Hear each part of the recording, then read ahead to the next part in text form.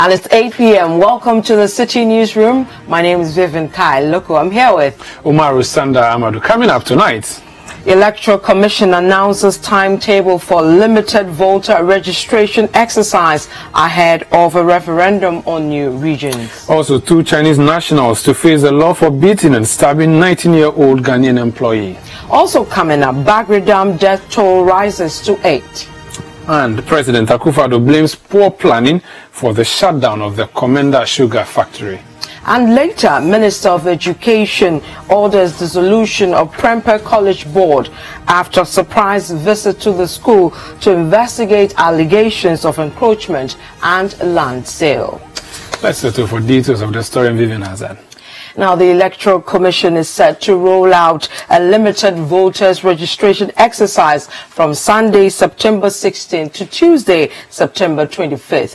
Now, the exercise forms part of plans towards the upcoming referendum on the creation of new regions scheduled for later this year. According to the chairperson of the EC, Mensa, the registration exercise will be rolled out despite the recent suits against the Commission on the same matter. Now, addressing the media earlier today, Mrs. Mensa also assured of the Commission's preparedness financially for the limited exercise in some 46 districts nationwide that would be affected by the creation of new regions. The Electoral Commission has zoned the country into 2 for the purpose of the processes leading to the referendum for the creation of new regions. The first process is the limited voter registration exercise scheduled to start on September 15th. Chairperson of the Electoral Commission, Mrs. Mensa, outlines the modalities for the exercise. As part of the Commission's preparations, a limited registration exercise will take place throughout the country as required by law. Ahead of the referendum, the country would be zoned into 2 for the purposes of this exercise. Zone 1 will affect areas carved out for the referendum and will be held in 47 districts in the proposed 6 regions. The registration will take place in the 47 district offices of the Electoral Commission carved out for the referendum.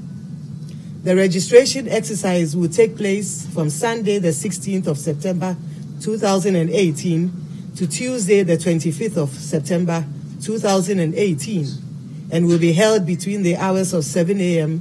and 6 p.m. each day, including Saturdays and Sundays. On the matter of the pending suits at the Supreme Court, Madam Mensa said the Commission had not been served with a process that injuncts the conduct of the limited registration exercise. With regards to the suit that the service of the writ of summons on us, it was delivered yesterday, but it was not with an application, and therefore it cannot be held to be binding an effective injunction of the Commission, and that's why we are holding this, press conference today and going ahead with the limited registration exercise as planned. I know that it was a gentleman who spoke on the budget. I think this is something that is very dear to our hearts. Over the last few weeks, we've had, discussions on the cost of elections, and we are very mindful of that. Mindful that we are managing, the taxpayers' resources. On the seeming frosty relations between the EC and the NDC, the chairperson said the Commission had plans to engage the party to resolve all challenges. From the NDC, outlining their unhappiness with their being saved late for the IPAC meeting that announced the registration exercise, and we've responded to that letter. We are indeed planning a meeting with them to discuss some of these matters in there, and we believe that we'll be able to arrive at a cordial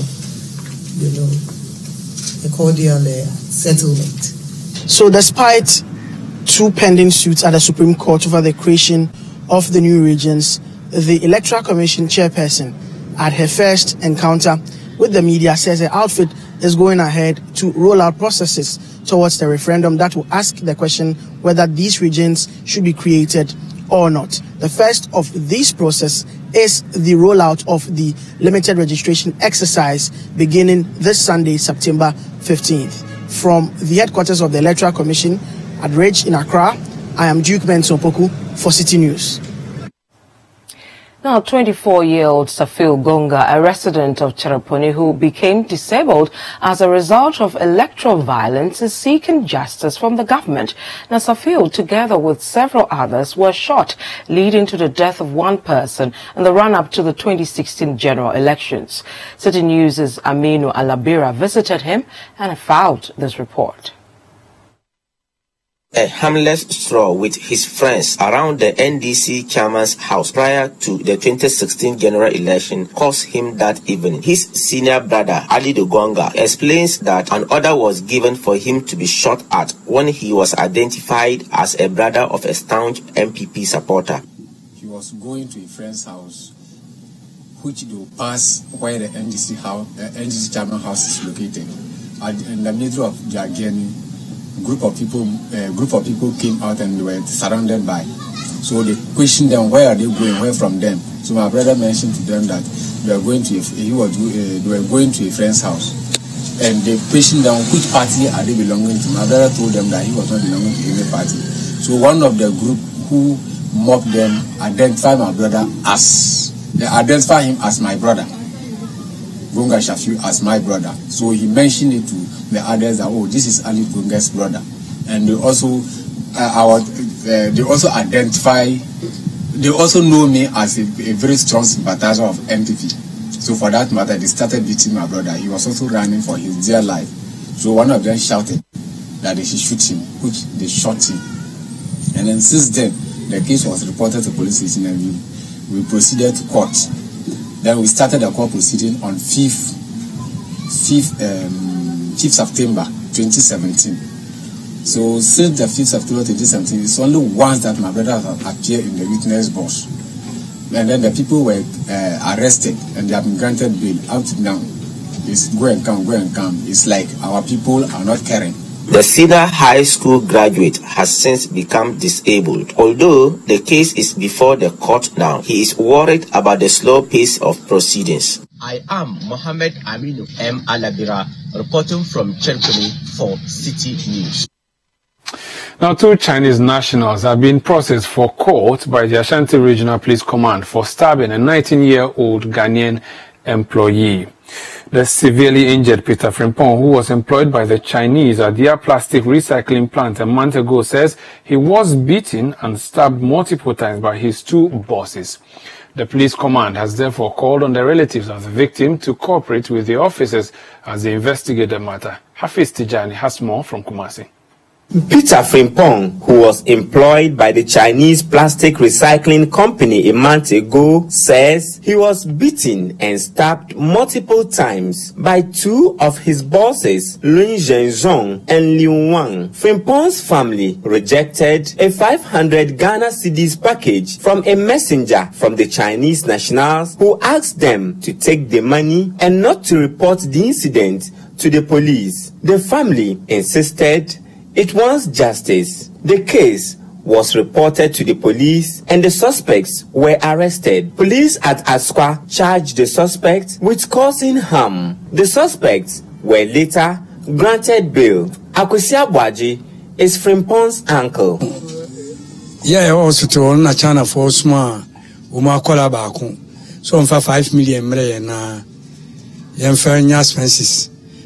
While we were at the hospital, the Chinese nationals sent someone to bring us 500 cedis to be used to cover our medical expenses. The Chinese national told us not to report the matter to the police because the police might demand some money and will not pursue the case any longer. He further threatened that should we go ahead with the case in court, they would hire the services of a lawyer and make the case a foolish one. I rejected the money and told them that they cannot injure my nephew and attempt to bribe me to drop the matter. That is why I went ahead to report the matter to the police. We will pursue this matter in court until justice is served. The company refused to provide a CCTV footage of the incident to the police and says the equipment could not record the stabbing incident. Deputy Ashanti Regional Police Public Relations Officer Prince Dogbache tells Citi News the 2 Chinese suspects are being processed and will be arraigned soon. Yes, the docket concerning this case is being processed for court. And within our jurisdiction, we have an electronic system of docket distribution. And that is what the docket is going through now. Once that is done, we will know the court and the date that we will be going to court. As always, police, we are here to ensure that justice is done, nobody's rights are trampled upon. And so the assurance I can give to the relatives of the victim is that they should just cooperate with police. We would ensure that prosecution goes through and justice served. The Ashanti Regional Police Command has assured it would ensure justice is served in this matter. Hafiz Tijani, Citi News, Kumasi. Now, the Minister of Education, Dr. Matthew Opoku-Prempeh, has ordered the immediate dissolution of the governing board of the Prempeh College for its role in the sale of the school's land. The minister has also directed the establishment of an interim management committee to oversee the affairs of the school. There's more in this report. The minister visited the school following protest by the Prempeh Old Boys Association, who accused authorities of selling out portions of the school lands to private developers for their commercial activities. Dr. Opoku-Prempeh described the development as unacceptable. According to him, encroachment on school lands has the tendency of affecting academic activities. The minister says such developments are likely to affect future expansion of the school's infrastructure. He says the board has no power to sell out the school's lands and also ordered the demolition of the structure. I hope Ghanaians learn from today that it is not for boards of schools, unless explicitly stated in law. It's not for boards of schools and for basic school SMCs, meaning parents, virtually parents, to decide that we'll sell part of the school land for the school. It's not for them to decide on that. It's for the ministry, for Ghana Education Service HQ, working together with the ministry and the government that decides what to do. And moreover, the president had issued a directive that schools that are being encroached on, it should be as a policy directive, get funds should, as a matter of principle, quickly wall those schools. And an example is Achimota and other schools we are doing. So I don't see absolutely the need. We all went there, we saw that there's a wall. Albeit the wall has not finished because of the construction. Where the wall is broken, that is where those who are constructing the main Buakwa Road, they were using to store some of their stuff and things like that. Even you can realize that the front gate, the main entrance of Prempeh College, is partially destroyed because of that. And they haven't finished constructing that road. So for people to come and build within the school, it's like if we allow it to go on, see where we are standing now. Very soon somebody will come and do a three-room boys contest here. As I say, what's the difference? There's a space of land that is vacant. That somebody thinks that because it's vacant, I can build. Then everything else has been trespassed. Those who purportedly gave the permission don't have the power to do it. Right? And even planning permits and things, I doubt whether they have it. Because you cannot have a planning permit issued if it's being done the right way inside somebody's wall. It's not going to be. So my instructions is clear to stop the encroachment. We'll work together with the Kumasi Engineers Department to come and level it.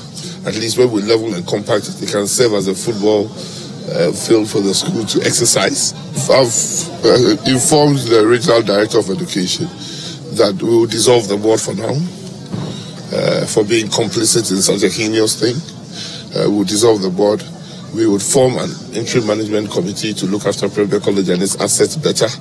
And when the thing matters settle, they would reconstitute the board with all the necessary stakeholders to be involved in the management of a day-to-day school. But this is an emergency thing and an urgent matter. The private developer who is building within the walls of the school ignored an order by the Kwadaso Municipal Assembly to halt the ongoing project. The Education Minister also directed the Ashanti Regional Directorate of the Ghana Education Service to investigate the role of the headmaster in the issue. The Education Minister, Dr. Matthew Opoku Prempeh, did not mince words and says he would continue to protect school lands from encroachment across the country. He says he has dissolved the board of the Prempeh College to serve as deterrent to other school boards who would want to sell lands belonging to school to encroachers. Hafiz Tijani, Citi News, Prempeh College, Kumasi. Still on education, and students at the Accra Technical University have expressed frustration over the non-availability of their lectures due to the ongoing strike by the Technical University Teachers Association of Ghana, TUTAC. According to the students, the strike by their lecturers has begun affecting their academic work as teaching has come to a halt in the last 2 days. There is more in the following report. At first glance, it looks like a typical day on the Accra Technical University campus. But inside the lecture halls, there is no one to teach. Their lecturers have vowed not to return to teach students till government upgrades their conditions of service to place them at par with their colleagues in other public universities. For these students, many of whom reported to school oblivious of the strike, they fear they will be the ones most affected in the long run. Actually, I came to school this morning. I didn't know anything about the strike action, okay? So upon getting to class, and I heard some of my friends saying that, some of the teachers are on strike, the teachers are on strike, the lecturers are on strike. So actually, I don't really know what triggered, the strike action, yeah. I think the strike action is not in the right direction, okay? Because we have students coming all the way from Kaswa. Some of them are coming all the way from as far as Ashoman and then East Legon. Some of them are even coming from, I think, Swedro. And then I have one gentleman in my class coming from Insanim or Kofoidia, I think. And personally, I think it's not good. It's going to worry us because we have practicals too that we are supposed to do next week. So we don't know how long they are going to stay. And then it will affect our studies. We are fresh students. We just came. Like next 3 weeks, we'll be having our midterm and all that. So if we don't get teachers to teach us now, what are we going to write when they set the questions for us? Definitely. The weeks are not many. So, you have to make use of every week you get at all. So since they are not coming, I think it will affect us. But we also have to take the step and then be studying our books or something. Very soon we'll be leaving the school. And then even we've learned a lot about how about the juniors. They just came in and stuff, so they also have to learn something, you understand? Thank you so much. You're welcome. The students' concerns are echoed by their SLC president, Richard Ahenkan. Believe in our prayer that the government comes in and what our lecturers or the members of TUTAC are demanding, they do it for them so that the students can also have the opportunity to get back to the classrooms and go by the academics. We will speak to management that they should fast track whatever thing they have to do so the students can get back to the lecture halls. Here at the Accra Technical University, the classrooms are almost empty, but not because there are no students to fill them up, but actually because there are no lecturers to teach. That is why the affected students are preying on government to meet the needs of their lecturers to enable them return to their schoolwork. Reporting for Citi News, my name is Ni Ama. Meanwhile, activities at the Sunyani Technical University campus have grounded to a halt following a strike action by the lecturers who are demanding better conditions of service. Citi Newsroom's Michael Sapon Inform visited the school and reports. Academic work at the Sunyani Technical University came to a halt following a sit-down strike by the lecturers who are demanding that government migrate them onto the same conditions of service as lecturers in public universities. Though the lecturers were in school, they sat idle. Some of the students shared their sentiments on the strike action by their lecturers. Most students are not even aware because most are not privy to the news ongoing. But and as you can see on campus, there's no any communique on the notice board, or the only thing we are hearing is our lecturers are on strike. But as to the reason why they are on strike, we don't really know. We would like to appeal to government that whatever their demands are, even though we know times are hard in Ghana, but whatever the lecturers' demands are, I think government should have an accommodating heart to, engage them and see if they can ionize things out as soon as possible, so that it wouldn't affect lectures on campus. So basically, and our lecturers too, we are appealing to them that they should also consider, because as you can see, times are hard for the government also. So the lecturers should also consider and do the needful thing and consider this, the well-being of the students and call off the strike. I just received a message right now that they are going on strike. You see, I'm a first-year student. So as now we have started, lecturers and the teachers are on strike, it will affect our studies in some ways. We received the information we didn't know that our lecturers on strike.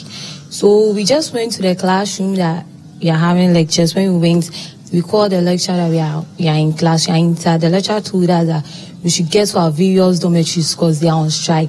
So what we are telling government is that we need a sub. We need the lecturers to come back to us so that we can learn. We've not learned anything, and the semester is coming to an end, so we are pleading.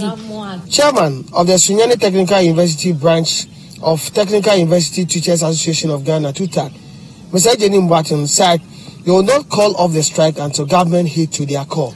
We are not resuming until our condition of service is well addressed to. We wrote to NCT and copying the Minister of Education that we should be migrated onto the public university condition of service. But as we sit now, we don't have any better response. The argument raised by Professor Salifu, who is in charge of National Council for Tertiary Education, is that he wants to conduct what we term as staff audits and also appoint key officers and also develop scheme of service. These, we think, are his own duties. The mistakes that he is committing, the errors that he is making, the laxity that he finds himself in, he cannot use that to create problem for us. So we believe he should rather listen to us, put us on the university salary structure or condition of service based on his own condition of draft condition of service that he brought and draft scheme of service that he brought. The Sunyani Technical University is very calm. Lecturers are in school today, but according to them, they are not going to the lecture theatres unless government heed to their call by migrating them to the public university condition of service. For Citi News, I am Michael Saponifum reporting. City FM's Literacy Challenge is entering its second stage this weekend as 50 selected junior high school students prepare to write an aptitude test, which will qualify them for the final stage of the competition. Now, the test comes off tomorrow at the Ghana Academy of Arts and Sciences at 8 a.m. And Citi News' Mina Dablu, who has been with the team from the start of this year's competition, chronicles the journey so far. After the launch, which took place in July, the school engagement exercise began, where a team from Citi FM visited schools and churches to sensitize junior high school students on how to enter the competition. Some teachers told Citi News how intrigued they were to having their students participate in this year's challenge. Every year, I encourage my students to participate in not only your own, every competition that comes up. essay competitions, quiz and other things. I encourage them to participate. The students also shared with Citi News their reasons for wanting to take part in the literacy challenge. I'm very excited about the literacy challenge because it helps us to write our ideas, what we have in mind, and win prizes as well. Because I believe it's able to be able to help me during my BC and my vocabulary skills will improve. It's very, very educative and I loved it. In the first stage, students wrote on the topic, "The year is 2035. The law allows people below age 40 to contest for the presidency. You are a presidential candidate in the general election. In not less than 600 words, write your manifesto speech." After this, 50 students have been selected to move on to the next stage. They are expected to write the aptitude test at the Ghana Academy of Arts and Sciences here in Accra tomorrow. Citi FM's Literacy Challenge is sponsored by Databank Edifund and MoneyGram. You're still watching Citi Newsroom. We're coming to you live from our headquarters at Adabaka. My name is Vivian Lokko. Tonight I'm here with Umaru Sanda. When we come back, the Bagrid Dam spillage, the death toll thereof has risen to 8.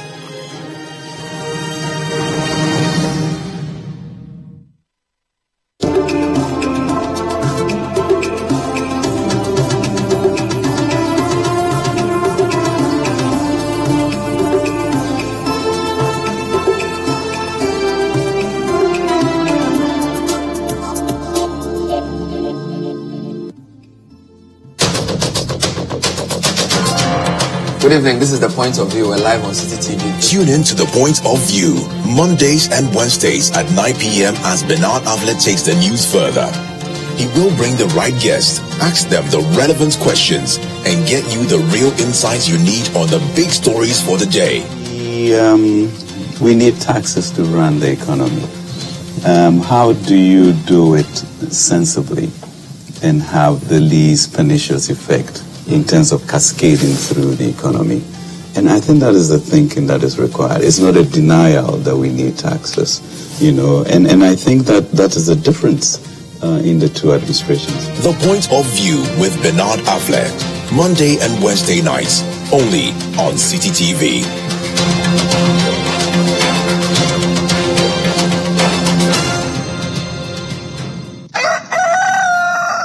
We spice up your mornings with culturally enriched conversations, social interviews, and policy-oriented discussions that will keep you updated on the progress of the nation. Because we're giving only those in their third trimester.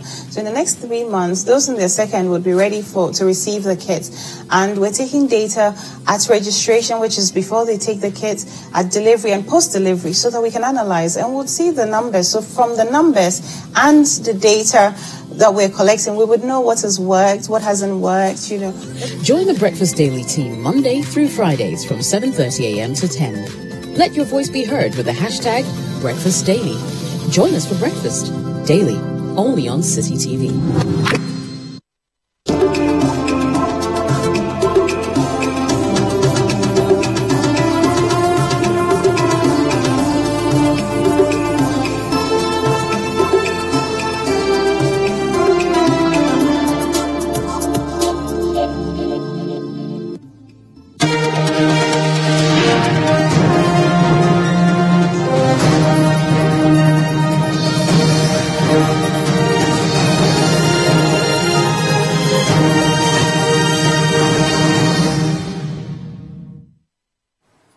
You're welcome back. Now, a group calling itself the Coalition of Concerned Youth Ghana is accusing the government of deliberately attempting to sabotage the CEO of Men's Gold Ghana, Nana Apia Mensa. According to the group, Men's Gold is a private entity which gives Ghanaians the opportunity to invest in gold and gives them back dividends on their investments. The group is calling on government and the Securities and Exchange Commission to stay off Men's Gold.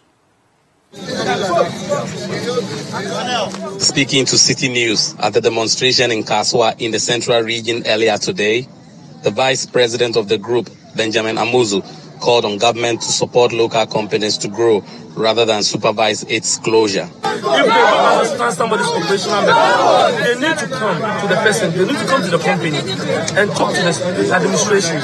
Ask them how they are going about their administrative work, so that at least they can, streamline some of their measures and help the company to grow. Because such companies are employing over thousands of people, and these people are also dependent on these people. They take care of their children, they take care of their mothers, they take care of their fathers, they take care of so many people. So when you have such companies, what do you want us to do? Over 10 years now, Ghana has never, no government has opened a major company to employ most of the people in Ghana. for over 10 years, over 15 years, you can even see. Rather, most of the companies that our forefathers left for us are collapsed. Some of them are being used for churches. So you sit there and these individuals, youth will come out with innovative ideas, because these days, that's what we go to university to learn. They teach us to be entrepreneurs instead of going to look for jobs. Now we become entrepreneurs, and when we come out with innovation, then you try to collapse us. You try to collapse our business. It's not helping Ghanaians. It's not helping the youth. And that is why we've come together as youth to tell the government, to tell its leaders that they should stop collapsing indigenous companies and rather help the companies to grow, so that the youth in Ghana can also be employed to get work, so that armed robbery, stealing, and this minor things, thank you, that is going on. The president of the group, Mr. Tete Bills, said the government should collaborate with Men's Gold to create more employment for the youth. Since the inception of this gold hub, over 5,000 of our indigents have been fully employed and on payroll. Indeed, we say congratulations to Men's Gold, because they are really helping Ghana. Initially, most people thought it is one of the fraudulent organizations, but indeed, they have proven to us that yes, of course, they are of high integrity over a few years of operations. Reporting for Citi TV News from Kaswa in the Central Region, I am Calvis Tete.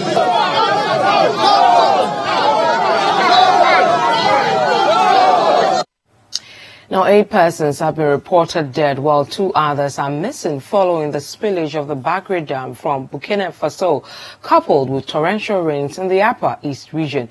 Now, reports suggest that death may have been caused by flooding and the crossing of overflown rivers in the communities affected by the spillage. The spillage, coupled with torrential rains, have taken a devastating toll on thousands of farmers. Homes and other properties have been destroyed by the situation. Families have been put in despair. It seems the intermittent opening of the dam is becoming worrying.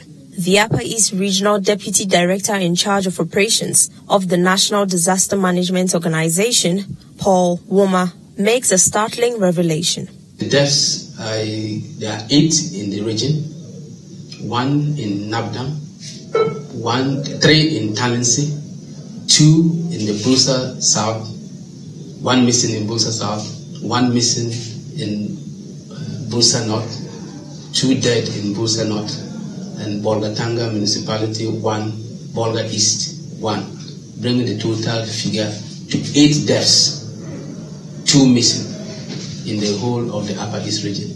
To reach out to affected residents, NADMO said it will continue to monitor the situation and liaise with their national headquarters to appeal for relief items for the affected persons. The Regional Deputy Director in charge of operations, Paul Woma, again. We would continue to monitor the situation and appeal for support to those who have been rendered helpless in this disaster situation. There's an upcoming meeting with the development partners. Our national director has intimated that he is quickly organizing relief for these affected victims.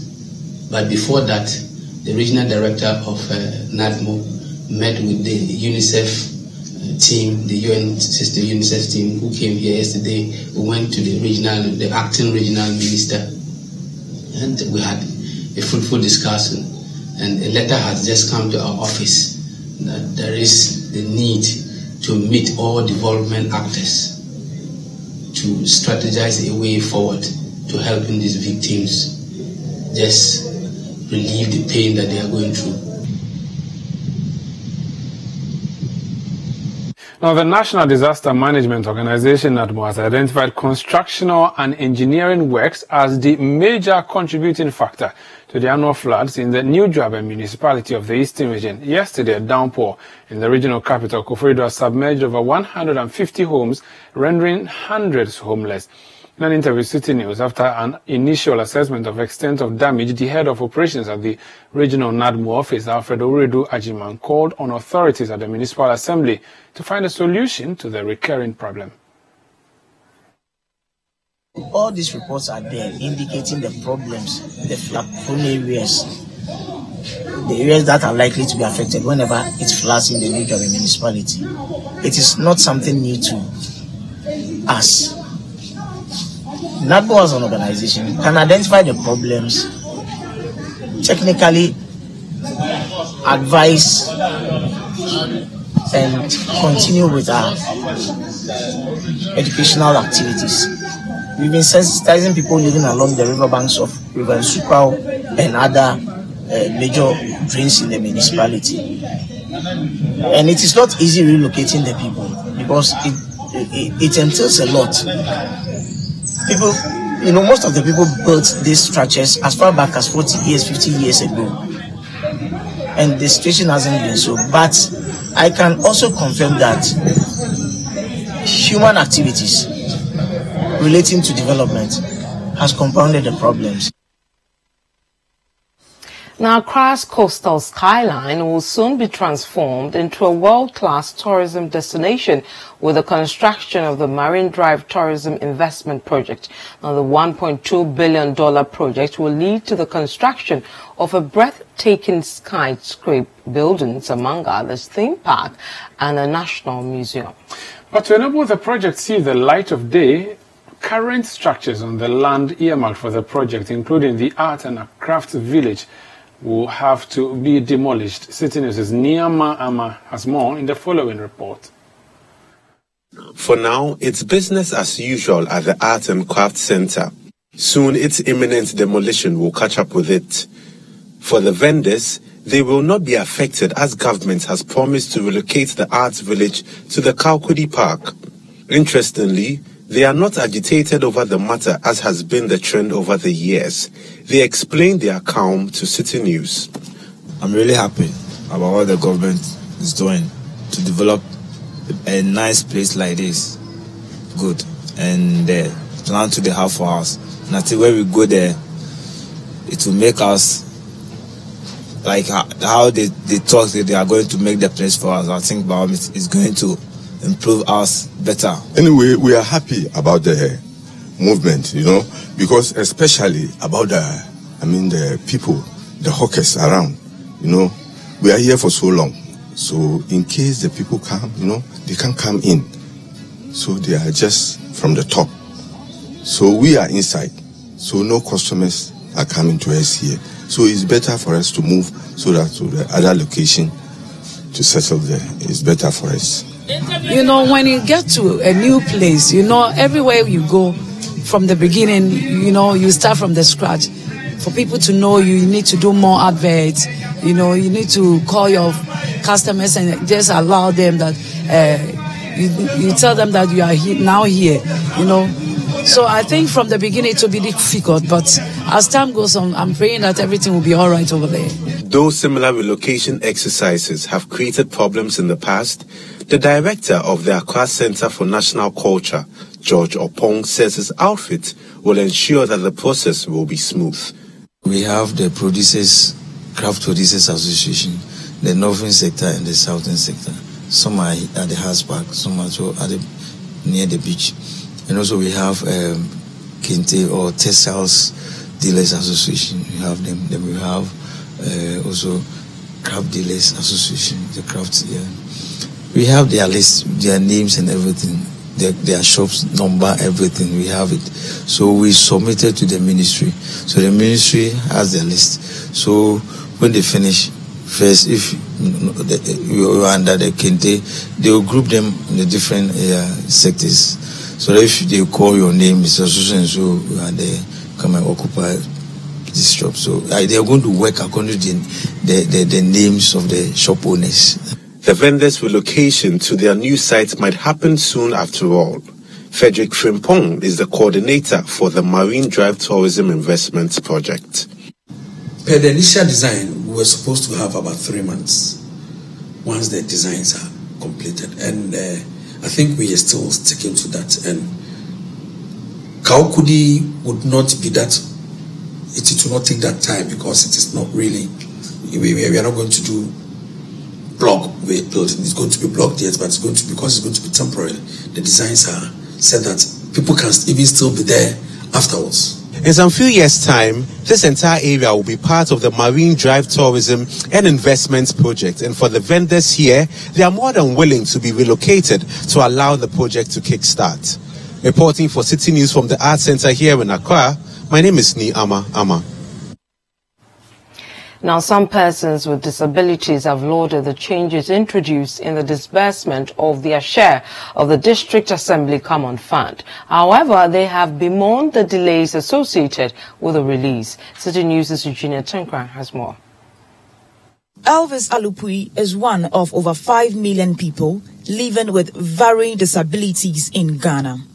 Since age 5, Elvis has had to struggle through life situations which are always unkind to people like him.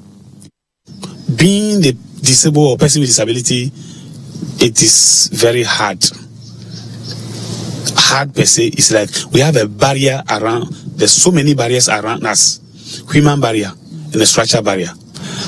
Since the generation, people thought we are, people say, not thought, people say we are a curse human being, we are son of rivers, and when anybody who connect with us, he or she will reduce his lucky at the end of the day. So people don't want to mingle with us.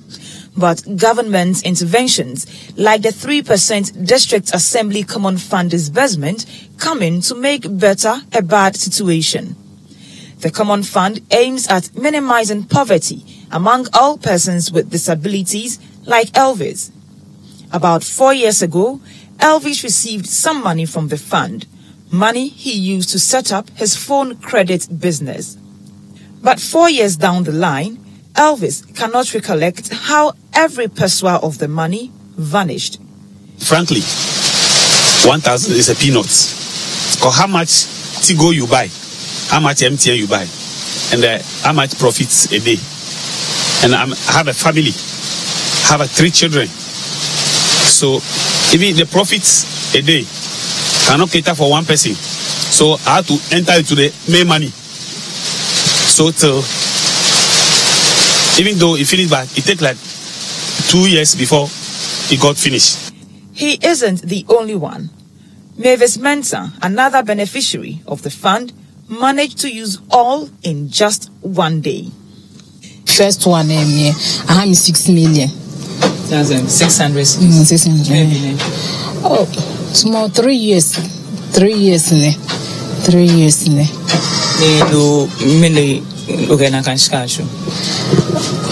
Numa bone here in the kama capture.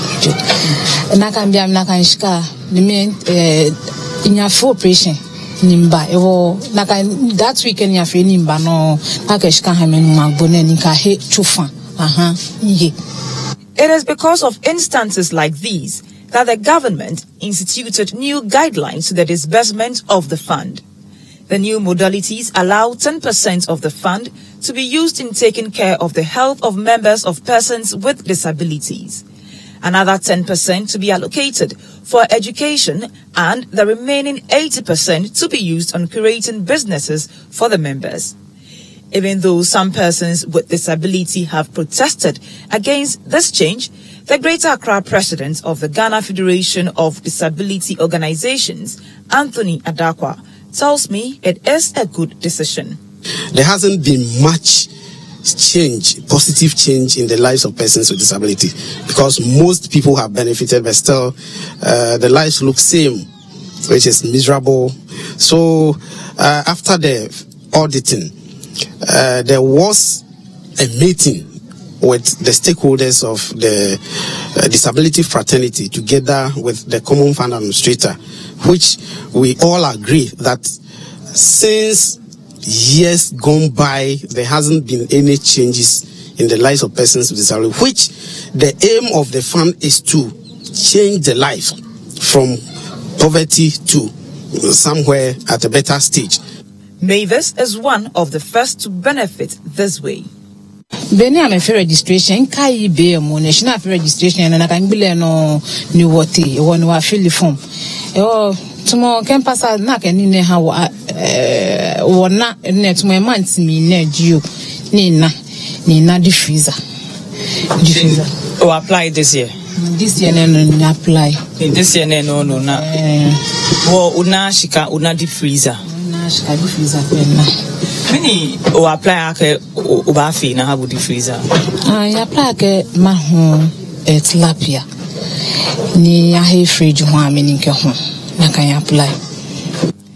But the processes leading to the disbursement seem to be a long one. This year, only 9 out of 16 assemblies in Accra have released funds to people who qualify. The Accra Metropolitan Assembly is one of the 7 assemblies which has delayed with their disbursement. Its public relations officer, Gilbert Ankra, says the seeming delay is strategic. So this time around, we want to ensure that the disbursement, we don't want to release just cash to them. Because looking at the main purpose of the fund, it is not something they should just be using for a livelihood as compared to the LEAP project. This is to ensure that they use it for something profitable. So for the assembly, what we've done over the period of time, and that explains why the delay, is to speak to all of them, get to know what they would want to use the monies for, so that we'll go ahead and then purchase some stuff for them to be able to use the monies for. So we have some batch of them who want items like fridges, sewing machines, popcorn machines. There are others who are also into mobile money vending and all that. So we are looking at purchasing all these equipment to help them, in addition to some adding some money to help them start up the business. That is the main reason why there is that delay in relation to releasing of the fund. Despite the delays, Mavis says the support from the fund, when managed well, will bring enormous improvement to the lives of people with disability. Aka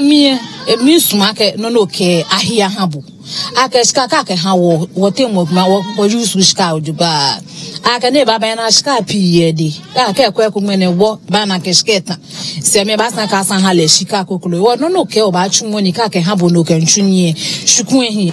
Reporting for Citi News, I am Eugenia Tenkran. You're still watching the Citi Newsroom on Citi TV. We are coming to you from number 11, Dr. Martin Lope in Adabraka in Accra. I am Umaru Sanda here with Vivian Lokko. When we come back, 600,000 liters of oil products or petroleum products at Boss have disappeared. And guess what? We are told it disappeared through the vapor.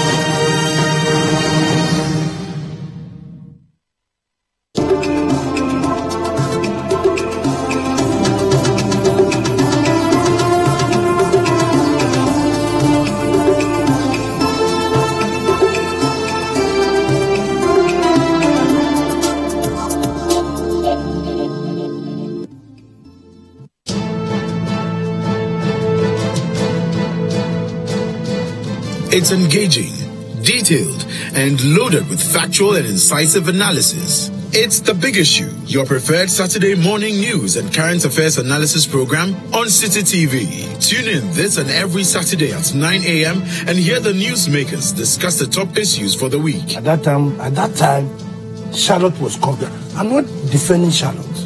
I'm talking about the way we behave like hypocrites and ostriches in this country. At that time, she was a perfect person. It's The Big Issue with Stella Madonu on Citi TV. This and every Saturday at 9 a.m.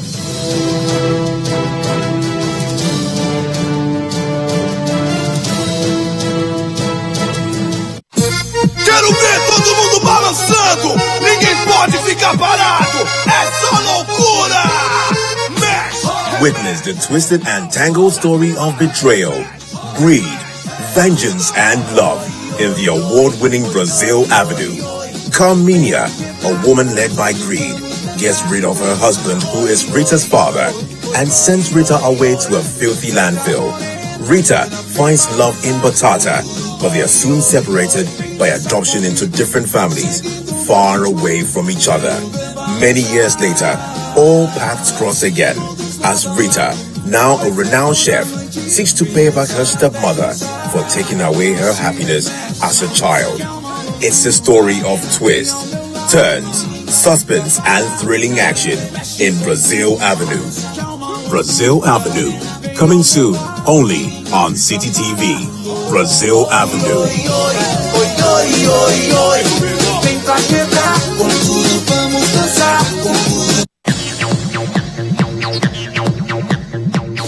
Live music, interviews, poetry, and more with your favorite personalities.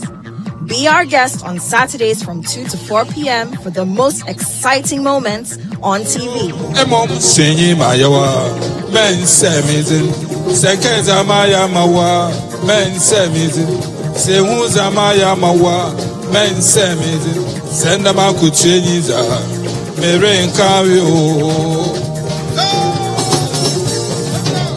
Join Kojo Akoto Boateng for real entertainment right in your living room. Saturday Live on Citi TV and Citi 97.3 FM.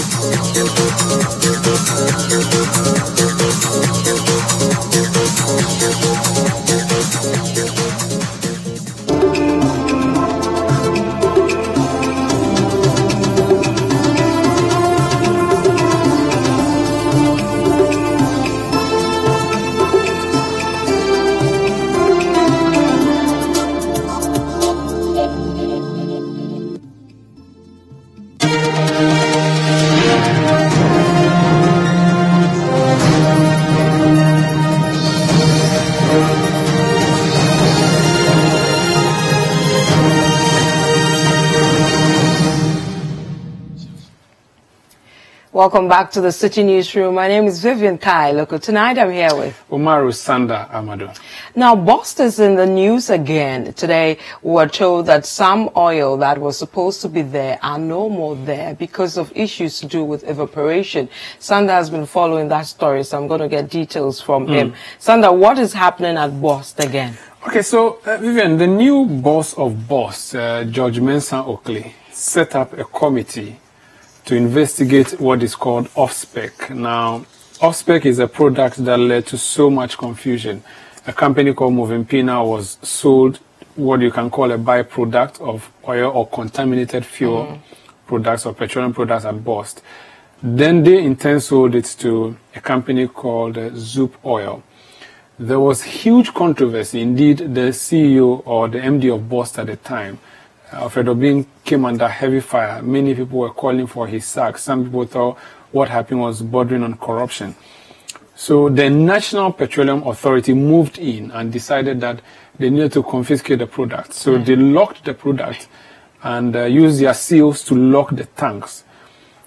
2 million liters of petroleum products, off-spec as they call it. Now, several months or more than a year later, there's a new MD at Bost, George Mensa Oakley. He sets up a 5-member committee headed by Senyo Hosi, who is the CEO of the Chamber of Bulk Oil Distributors. And their job was to go and investigate whether indeed we have some products, what we should do with them as a state. Should we sell? Should we rectify it? What should be done? When they went to site, that is a tank farm at Tema, to investigate, when the tank was opened, there was no product. It was empty. Yes, there was only air. And what are we being told? So two things. The strangest of all was that we were told the product simply evaporated. 600,000 liters. That's possible in the industry for it to just evaporate? No. According to Senyo Hosi, who is the CEO of Seaboard, it is not possible for 600,000 liters of that product. Maybe even 5% of it maybe could evaporate because, of course, they are liquids and they may evaporate. But this is a tank that has a lid that has been locked and there's a seal holding it. It has evaporated. That's what we told. 600,000. We don't know where it's gone to. Just like that. Then another 400,000 was sold to Zoop Oil without authorization from Bost, which is again another challenge because this is product that has been put under lock and key while investigations are going on. So who did the selling? Yeah. And now, who authorized the selling? Who authorized? And according to Senyo, who chaired the committee, this authorization can only be done by someone high up at BOST. Now, the new MD clearly isn't the one, according to Senyo, who authorizes. So questions have to be answered, and these questions have to go to the former boss, who was removed by the president, Alfred Obin, who heads BOST. Because if there was a decision that let's not sell, how did it disappear? How did it get sold? So it's rather an interesting, confused mix. There's contaminated fuel, and then it disappears through evaporation, which is strange according to industry experts. BOST is always in the news. BOST has been coming up every now and then, and it's almost become like the headquarters of scandals in this government. And what is Senyo saying moving forward with the committee? What action are they going to take? So they are still investigating. What they did was that they got independent institutions, including the Ghana Standards Authority, the Tema Oil Refinery, to go and investigate, test the quality of the product. What we are going to do next, the leftover product, that's if there would even be any leftover, they will test it and see whether it can be fixed. Because if it's contaminated, so if there's contamination means petrol, for instance, mixed with diesel. Okay, so you look at the two volumes. Is petrol more than diesel? If there's more petrol, you top it up a bit, and then the product becomes petrol. Or you sell it to other companies that will make use of this contaminated product. So that's what they are doing. They are still investigating, and I'm sure in the coming days we may see fresh scandals. If evaporation of 600,000 liters you think is shocking, maybe there's more coming up. Yeah, interesting one there. Let's move on to some other stories. And Vice President Dr. Bawumia has mounted a spirited defense over government's handling of the depreciation that has hit the national currency. Now, Dr. Bawumia says the government has done better in the handling of the cedi. Citi News' Sami Wiafe has more. Speaking at the launch of the Student Entrepreneurship Initiative at the Ghana Senior High School in Tamale, Dr. Bawumia says the performance of the cedi is mainly attributable to the strong economic fundamentals of the economy arising from the prudent policies being implemented by the Kufuor administration. Although the cedi is trading close to 5 cedi to the dollar, the Vice President says the rate of depreciation is much slower than previously. Citing the cedi's performance in context, Dr. Bawumia observed that the exchange rate of the cedi to the US dollar remained stable when compared with movement in other currencies against the US dollar. The Vice President added that the weakness has been implemented by the American Federal Reserve. The US dollar internationally has strengthened against all the major currencies in the world. Why? Because the US Federal Reserve has increased the interest rates in the US. And so when there is an increase in the interest rates in the US, you see investors moving money to buy US denominated assets. And when they move money into the US, it means they demand more of the US dollar. And that increases the strength of the US dollar. In this context, the exchange rate of the cedi to the dollar has remained relatively stable when compared to the movements in other currencies against the US dollar. The reason for this is because of the relatively stronger fundamentals that we have in our economy. According to the BOG data, Bank of Ghana data, the cedi exchange rate increased from 1.1 to 4.2 to the dollar between 2008 and 2016. At the time we assumed office, the cedi exchange rate was some 4.2 cedis to the dollar. And today, if you look at the Bank of Ghana data, it's at 4.75 to the dollar.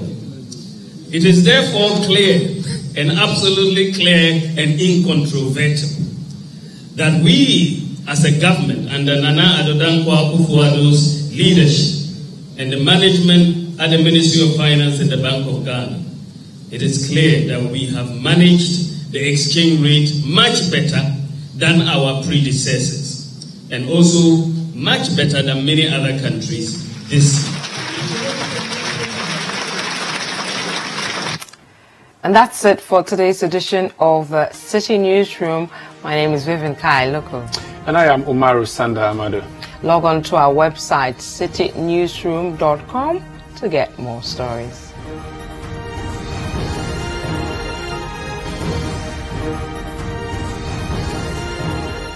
Many thanks for your time. Have a great weekend. Good night.